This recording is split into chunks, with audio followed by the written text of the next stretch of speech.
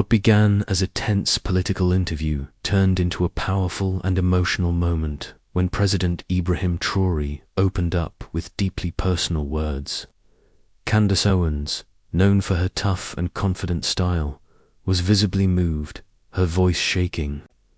As she softly said, "I've never heard this before." Viewers were stunned, and the clip quickly went viral as a rare moment of honesty in a world full of politics. It was Monday evening. The studio was hot, the set quiet.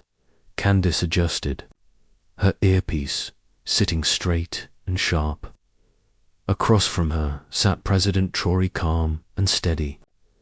This was his first major appearance on American TV, and no one expected it to be friendly.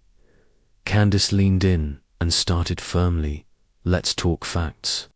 You lead a transitional government. Many in the West say that's unstable. Isn't your people's hope just an illusion?" Traoré didn't flinch. He smiled gently and replied, "Illusions don't bury children." That one line shifted the entire mood. He continued, "My people don't speak in headlines. They speak in hunger, in walking 10 kilometers for water, in holding on to hope with blistered hands." The room fell silent. This wasn't the fiery debate the producers had prepared for. Candace, slightly off balance, noticed his calm. 10 minutes into the interview, her tone changed. She was still asking tough questions, but differently now. Then came a simple question. "President Traoré, what keeps you up at night?" He paused, looked down briefly, then back up. "A boy named Salim," he said. Candace blinked. "Who is that?" "He was 6. I met him in the countryside. He asked me for a pencil. He wanted to draw what happiness looked like. But he had no paper, no home. I told him I'd return with books and a school. But by the time I came back," he paused, "he was gone.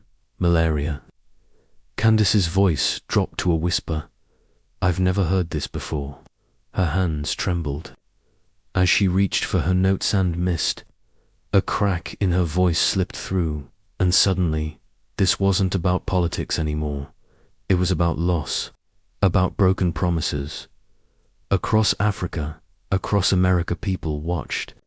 A debate had become something real, raw, human. Candace tried to go back to the original tone.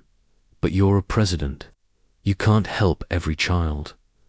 "I know," he said gently, "but I remember their names." The screen behind them went blank, no graphics. The control room whispered, "Let it breathe." Candace leaned in, not to argue, but to understand. "Why do you carry all that pain?" He answered without hesitation. "Because leadership without pain is just performance. And I did not come here to perform." People watching, doctors on break, mothers feeding their kids, teachers in quiet classrooms were moved. Candace wiped her eye. No one said anything, but everyone saw the tear dot. Then, near the end of the segment, she asked, "You said you remember their names. Is that really true?" Traoré slowly pulled a folded piece of paper from his coat. No show, just sincerity. Candace leaned closer. It was an old photo, worn, faded. "This is solely mine," he said. "He gave me a drawing when we met. I still keep it. His name is on the back in his own handwriting." He turned the photos. A child's shaky letters were visible. "You still carry it?" Candace asked, voice breaking. "I carry many," he replied softly. "But this one reminds me why I can't afford to forget." The camera zoomed in, revealing the child's drawing: a sun, a house, and 2 stick figures holding hands. In shaky, childlike French, it was labeled "More, President Me, President." As it appeared on screen, tears filled Candace Owens' eyes, and across the world, millions of viewers cried with her. Candace was speechless, not because she was weak, but because she respected the moment too deeply for words. Ibrahim Traoré continued softly, Salman had nothing. But when I asked him what he dreamed of, he said, to help you fix our village. He paused. I told him, wait for me. I'll return with help. But malaria doesn't wait. His words cut through the silence like a blade. Candace whispered, I'm so sorry. He gently nodded. I don't want pity. I want remembrance. The room felt heavy with emotion. No one moved. I broke a promise to a child, said, and now I lead a nation filled with broken promises. Every time I speak, I ask myself, will this be another one? Candace looked at him, her eyes filled with emotion, respect, sorrow, maybe even regret. For the first time in a long time, she didn't push back. Instead, she asked one simple question. What do you need to keep your next promise? Traoré looked into the camera and, with quiet strength, replied, not money, not aid, just the world's attention and a little bit of heart. After the cameras stopped rolling, the silence in the studio lingered. No one applauded, no one smiled. Candace sat frozen, staring into space. Even the control room remained still until the executive producer finally whispered, This is bigger than politics. Later, in her dressing room, Candace's phone rang. It was her father. I watched, he said. I've never seen you like that. She stayed quiet. Then he added, he didn't shame us, he reminded us. Candace nodded slowly, tears filling her eyes again.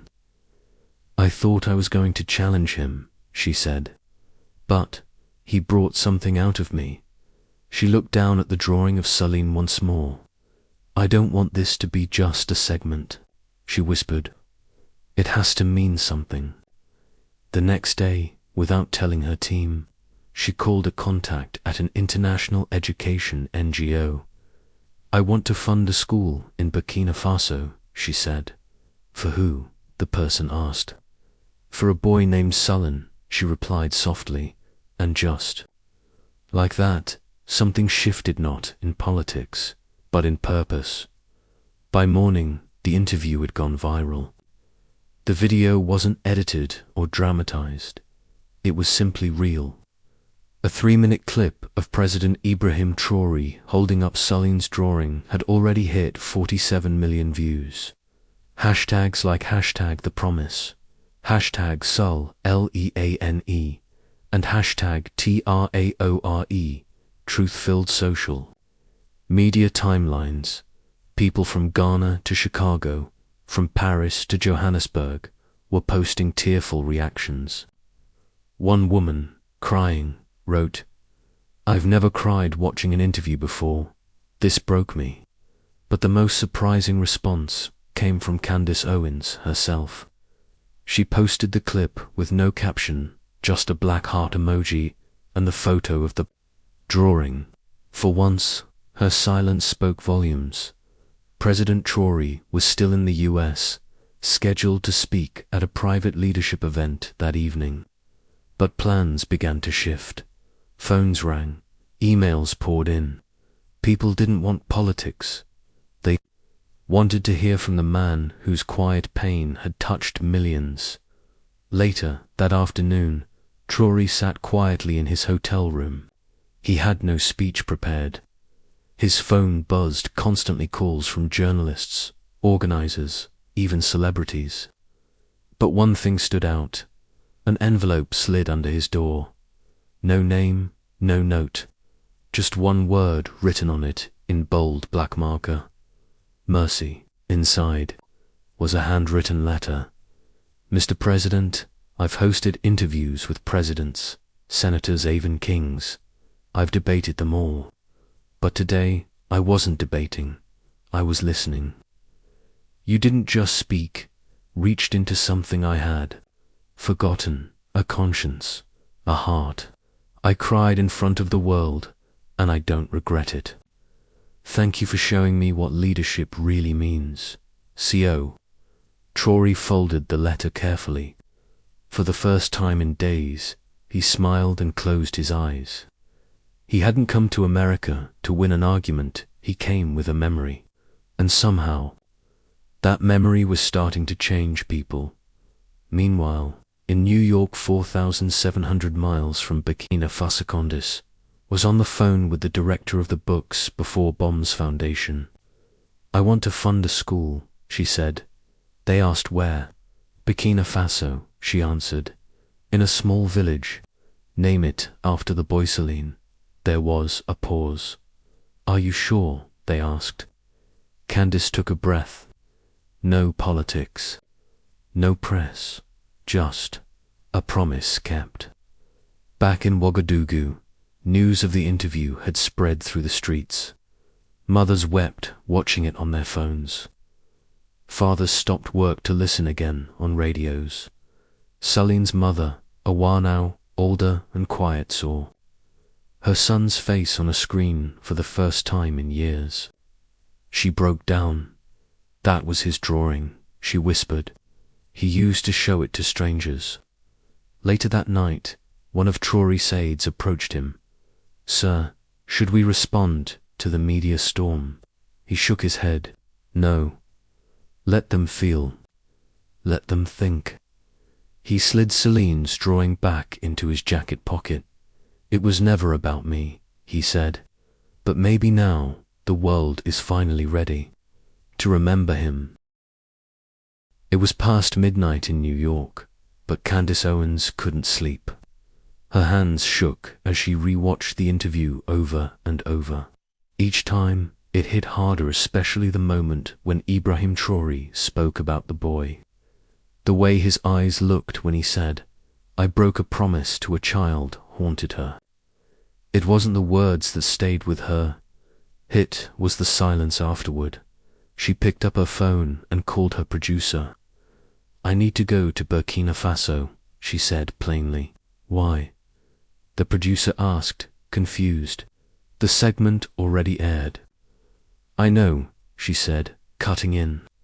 But I need to see something for myself. I need to find the boy's village. You mean Celine? She nodded, even though no one could see her. Yes, I want to understand what he meant to Traoré, and what he might mean to me now. For someone always composed on camera, this was new. This wasn't about politics anymore. It was personal. Deep inside, she knew something was waiting for her in the red earth of Burkina Faso, not for cameras, not for debate, but a buried truth, tied to a boy's forgotten name. She arrived quietly in Ouagadougou on a dusty Thursday morning. No press, no crew, just her and a local guide who barely spoke English. They drove for hours toward Kaya, the town Traoré had mentioned. Along the way, Candace noticed children walking barefoot to school, carrying books in plastic bags. Every face reminded her of him, Celine. Eventually, they stopped at a small cluster of mud brick homes. This is where they said the boy lived. The guide pointed. Candace stepped out, her heart racing. A woman in a faded blue dress sat outside peeling mangoes. "AWOR," Candace called. The woman looked up, confused. "I'm looking for your son, Celine." Time seemed to freeze. The name hadn't been spoken in years. "You knew my boy?" the woman asked, her voice trembling. Candace swallowed hard. "No," she whispered, but someone who loved him deeply shared his story with the world. And for the first time in her career, Candace Owens cried, not for ratings, but for a mother she had just met, and a boy who had changed a president. Inside a modest home, the floor was dirt, and a faded photo hung on the wall. It was Celine smiling, full of hope. "He wore that blue shirt every day," Awa said, gently touching the picture. "Even when it tore." Candace looked at the photo, her chest tight. Ibrahim said he promised Salim a school, but he never got to build it. Awa nodded with misty eyes. There was an attack shortly after he visited. We had to leave. We never saw him again. Candace sat in silence, then pulled out her phone. In her notes, she typed, "The boy in the blue shirt must be remembered." Looking at AWA, she said, "I don't want to just report this. I want to help finish what he started." Awa placed her hand gently over Candace's. "You've come far, daughter. Maybe this time someone will keep the promise." That evening, back at her guest house, Candace found an envelope under her door. No name, just handwriting that read, "For the one who asked about the boy." Inside was an old letter, the ink slightly smudged. It was addressed to signed by Ibrahim Traoré. "My little brother, I promised you a school. I failed you, but I will not let the world forget you. One day someone will come and carry your name farther than I ever could. Until then, forgive me. Sleep peacefully." Tears filled Candace's eyes. She knew this letter wasn't written for the public. It was private, painful. A confession from a man, not a president. She held it to her chest, shaken by the strength it must have taken to write it. "This isn't just a story anymore," she whispered. "This is a legacy." She arranged one final meeting with no cameras, no microphones, just the two of them in a quiet courtyard behind the presidential residence. She handed him the letter. "I found this." He stared at it for a long time, then gently touched it. "I thought it was lost," he said. Softly, "I didn't know presidents wrote letters like this," she replied. "We do," he said. "We just don't send them." "Why didn't you ever speak about Salim before?" she asked. "Because it hurt," he said. "And I was afraid people would think I was weak." Candace shook her head, eyes full. "No. This is the strongest thing I've ever seen." After a long pause, Traoré spoke again. "Maybe it's time to build that school, not as a promise, but as a beginning." Candace nodded. Something had shifted between them, not a journalist and a president, but two people carrying the memory of a child, ready to build something meaningful. The next morning, Candace went live. Not from a studio, but from the very land where Salim had once lived. Behind her stood a newly painted sign, "Salim Foundation, Education for Every Child." Looking into the camera, her voice shook. "Sometimes we chase headlines, but today I'm not here as a commentator. I'm here as a witness." She paused, holding back tears. "I met a mother who still talks to her son in dreams. I met a president who wrote a letter he never thought anyone would read. And I found a boy gone too soon who changed everything."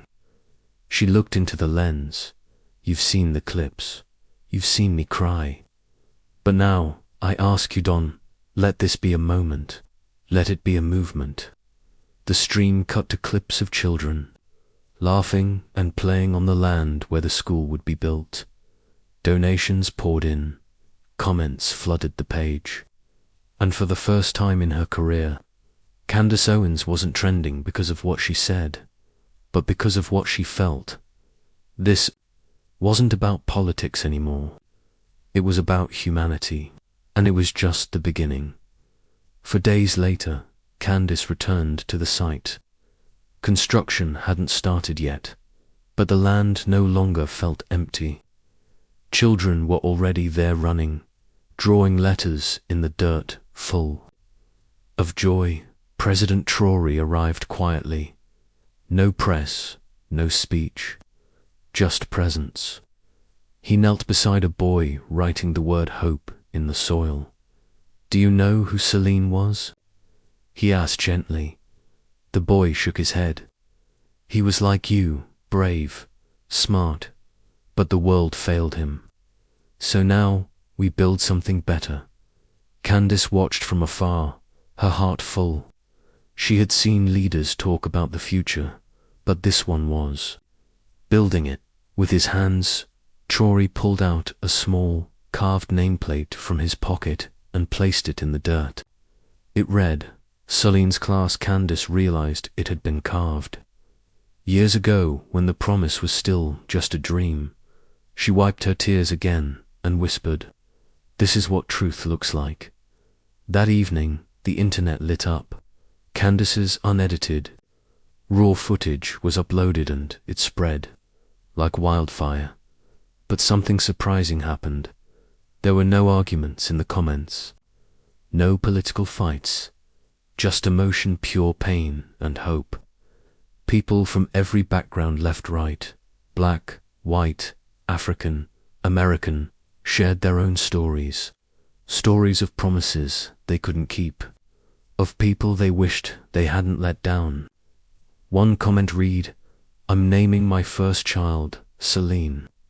"Thank you, President Traoré," another said. "For once, I saw a leader act like a father, not a king, and it healed something in me." That night, Traoré received a video call. It was Celine's mother. She was older, now her face lined with age, but her strength still showed. "I saw the sign," she said, smiling through tears. "You kept your word, Ibrahim." He looked down, emotional. "I tried," he said, softly. "I'm still trying." She replied gently, but firmly, "That's all we ever asked, that someone try." The screen went black. Traoré sat there, quietly, the weight of her forgiveness settling on him like a soft blanket. Exactly 1 week after the first broadcast, Candace Owens sat at her desk, again this time with no lights, no makeup, no team. Just her and the camera. She hit record and spoke straight from the heart. "This wasn't supposed to happen," she began. "It was just supposed to be another interview." But something broke through. She held up the wooden nameplate. President Ibrahim Traoré didn't just speak the truth, he lived it. And that truth changed me. She paused, breathing deeply. "I've covered 1,000 stories, but none ever made me cry like this. None ever reminded me that the smallest voices like Sullen's are the ones that echo the loudest." Then she smiled gently and looked into the camera. "To everyone watching, if this story moved you, don't just scroll by. Leave a comment for Sullen. Share this with someone who's lost hope. And most of all, like, subscribe, and help us carry this message further than politics ever could." She leaned in and whispered, "Let's not let this be the end. Let's make it the beginning." Then she ended the broadcast. But the world was just getting started.